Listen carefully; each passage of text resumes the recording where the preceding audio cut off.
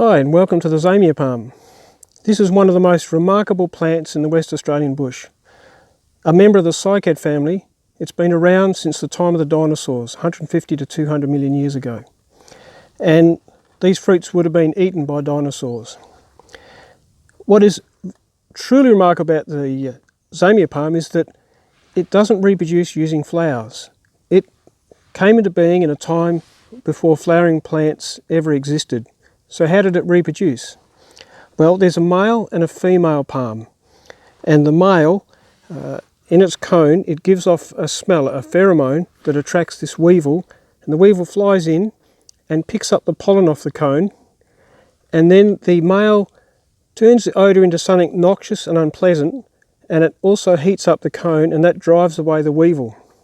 So the weevil goes away, but then the female starts to put out a very pleasant pheromone that then in turn attracts the weevil.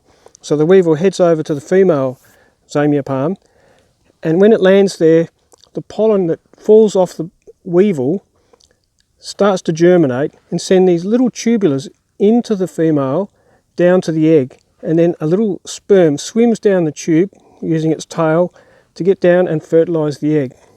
So that's the process that was happening before flowers even came into being. So here's the fruit. The fruit of the Zamia palm is eaten in this WA bush by the emu, and that's one way the seeds get moved around the countryside. It passes through the gut of the emu, and you'll see in the bush little clumps with maybe half a dozen of these seeds.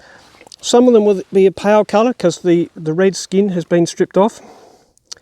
Another thing about the Zamia palm's fruit is that it's quite toxic to be eaten, and the Aboriginal people had learnt that you need to soak it in water and then bury it to let the skin ferment, and then it became safe to be ground up and made into a type of damper.